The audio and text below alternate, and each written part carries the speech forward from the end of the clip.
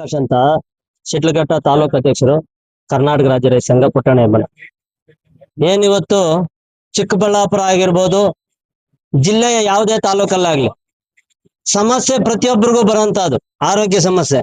ಇವತ್ತು ಆರೋಗ್ಯ ಸಮಸ್ಯೆ ಬಂದ್ರೆ ಎಲ್ಲಾ ತಾಲೂಕಿಂದ ಆಸ್ಪತ್ರೆಗಳಲ್ಲಿ ಸರಿಯಾದ ಸಲಕರಣೆಗಳಿಲ್ಲ. ಎಲ್ಲಾ ಜಿಲ್ಲಾ ಆಸ್ಪತ್ರೆಗೆ ಹೋಗಿ ಅಂತ ಹೇಳ್ತಾರೆ.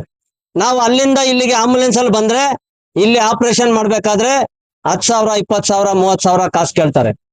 ಈ ತಾಲೂಕಿನ ಒಬ್ಬ ಶಾಸಕರಾಗಿರುವಂತ ಅಥವಾ ಈ ಸಚಿವರಾಗಿರುವಂತವ್ರು ಇದೆಲ್ಲ ನೋಡ್ದಂಗೆ ಸುಮ್ಮನೆ ಇದ್ದಾರ? ಇದೇನಿದು ಭ್ರಷ್ಟಾಚಾರ? ಇದೇನು ಅನ್ಯಾಯ? ಯಾರನ್ನ ಕೇಳ್ಬೇಕು? ಜನ ಸಾರ್ವಜನಿಕರು ಅಲ್ಲ. ವಿರೋಧ ಪಕ್ಷದವ್ರು ಏನ್ ಮಾಡ್ತಾ ಇದೀರಿ ನೀವು? ಸುಮ್ನೆ ನೋಡ್ದಂಗೆ ಕಣ್ಣು ಮುಚ್ಕೊಂಡು ಕೂತಿದ್ದೀರಾ ನೀವು? ಈ ಭ್ರಷ್ಟಾಚಾರ ಪ್ರತಿಯೊಬ್ಬ ನಾಗರಿಕನಿಗೂ ಸಮಸ್ಯೆ ಬರ್ತದೆ, ಆರೋಗ್ಯದ ಸಮಸ್ಯೆ. ನೀವು ಕನಿಷ್ಠ ಪಕ್ಷ ಇವತ್ತಾಗ ಆಪರೇಷನ್ ಇನ್ 4 ದಿವಸ, 8 ದಿವಸ, 15 ದಿವಸಕ್ಕೆ ಆಗ್ತಾರೆ ಅಲ್ಲಿ ಜಿಲ್ಲಾ ಆಸ್ಪತ್ರೆಯಲ್ಲಿ. ಯಾರು ಮಾತಾಡ್ತಾ ಇಲ್ಲ. ಇವತ್ತು ತಾಲೂಕ್ ದಂಡಾಧಿಕಾರಿಗಳು ಅರಣ್ಯಾಧಿಕಾರಿಗಳಿಗೆ ಡಿನೋಟಿಫಿಕೇಶನ್ ಹಾಕಿದ್ರೆ ಮಾತ್ರ ಅವ್ರಿಗೆ ಸರ್ವೆ ಆಗಿ ಅವ್ರಿಗೆ ದಾಖಲೆ ಇದ್ರೆ ಮಾತ್ರ ಅವ್ರನ್ನ ನಮ್ಮ ಭೂಮಿಗಳಿಗೆ ಅವ್ರು ಬರ್ಲಿ.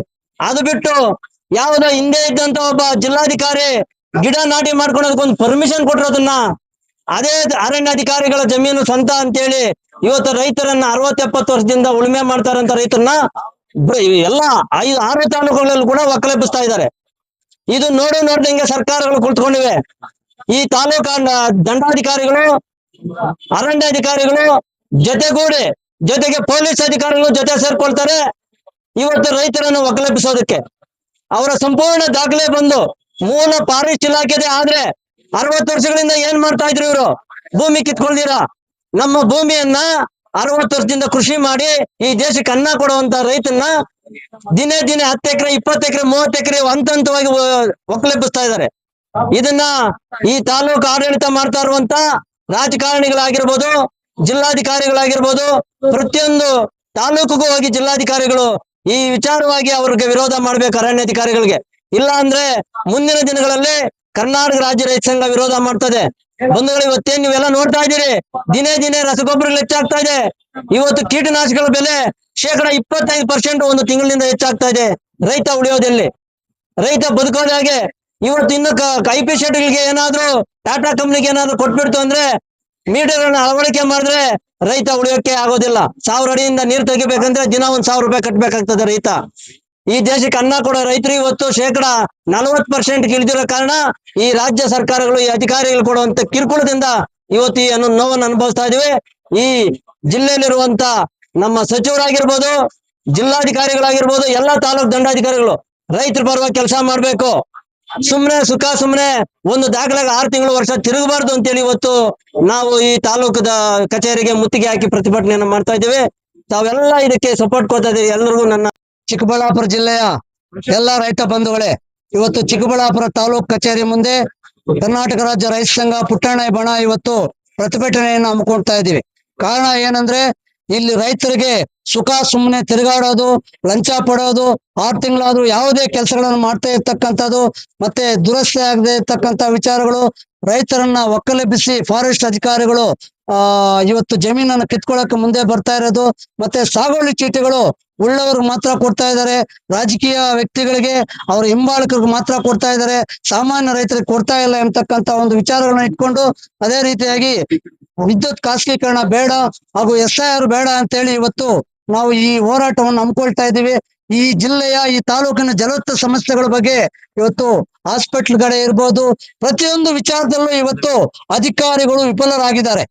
ಅಧಿಕಾರಿ ವಿಫಲ ಅಂದ್ರೆ ಅವ್ರು ಯಾವ ರೀತಿ ಇದ್ದಾರೆ ಅಂದ್ರೆ, ಇವತ್ತು ನಮ್ಗೆ ಸಂಬಳ ಬರ್ತಾ ಇದೆ, ನಾವು ಸಂಬಳ ತಿನ್ಕೊಂಡು ಆರಾಮ್ ನಾವು ನಮ್ಮ ಮನೆ ಮಕ್ಕಳು ಎಲ್ಲ ಇದೀವಿ, ರೈತರೆಲ್ಲಾದ್ರೂ ಆಗೋಗ್ಲಿ, ಜನ ಎಲ್ಲಾದ್ರೂ ಹಾಳಾಗೋಗ್ಲಿ, ನಾವ್ ಇವತ್ತು ಸರಿಯಾಗಿದ್ರೆ ಸಾಕು, ನಮ್ಮ ಕುಟುಂಬ ಸರಿಯಾಗಿದ್ರೆ ಸಾಕು ಎಂಬತಕ್ಕಂತ ಅವರು ಮನಸ್ಸಲ್ಲಿ ಇಟ್ಕೊಂಡು ಇವತ್ತು ಯಾವುದೇ ರೀತಿಯಾದಂತ ಸಾಮಾಜಿಕವಾದಂತ ಕಾಳಜಿ ಇಲ್ದಿರ ಇವತ್ತು ವರ್ತನೆಗಳನ್ನ ಮಾಡ್ತಾ ಇದ್ರೆ ಅಂತ ಅಧಿಕಾರಿಗಳಿಗೆ ಧಿಕ್ಕಾರಗಳನ್ನು ಕೂಗ್ತಾ ಇದೀವಿ.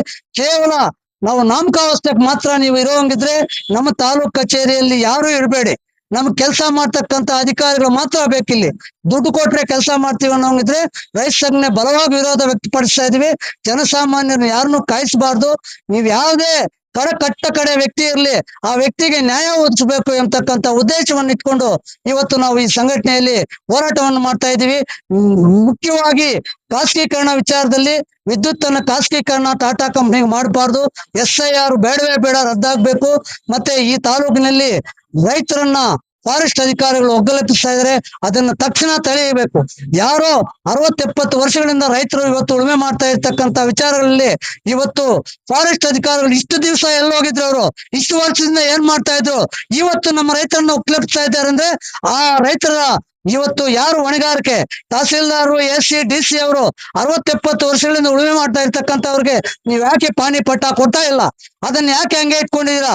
ಇವತ್ತು ಹಿಂಭಾಗದಿಂದ ಫಾರೆಸ್ಟ್ ಅಧಿಕಾರಿಗಳನ್ನ ಯಾಕೆ ನೀವು ಚೂ ಬಿಡ್ತಾ ಇದ್ದೀರಾ? ಈ ಫಾರೆಸ್ಟ್ ಅಧಿಕಾರಿಗಳಿಗೆ ಎಚ್ಚರಿಕೆಯಾಗಿ ಹೇಳ್ತಾ ಇದೀವಿ. ನಿನ್ನೆ ಎಲ್ಲ ಈಗಾಗಲೇ ದಲಿತ ಸಂಘಟನೆಗಳು ಮುಖಂಡರೆಲ್ಲ ಹೋರಾಟ ಮಾಡಿದ್ದಾರೆ ಈ ಭಾಗದಲ್ಲಿ. ನಾವು ಹೇಳ್ತಾ ಇದೀವಿ, ನಮಗೆ ಜಾತಿ ಭೇದ ಇಲ್ಲ.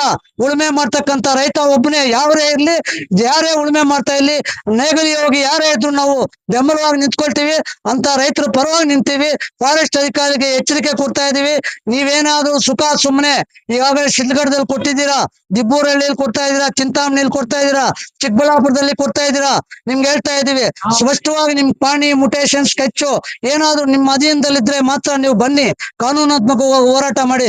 ರೈತರನ್ನ ಒಕ್ಕಲೆಬ್ಬಿಸಿದ್ರೆ ರೈತ ಸಂಘಟನೆ ಸುಮ್ಮನೆ ಬಿಡೋದಿಲ್ಲ. ನಿಮ್ಮನ್ನ ಬೀದಿಗೆಳೆದು ನಾವು ಹೋರಾಟ ಮಾಡ್ತೀವಿ ಅಂತಕ್ಕಂತ ವಿಚಾರವನ್ನ ಹೇಳ್ತಾ ನನ್ನ ಮಾತನ್ನು ಮುಕ್ತಾಯ ಮಾಡ್ತಾ ಇದ್ದೀನಿ. ಮುಂದುವರಿ.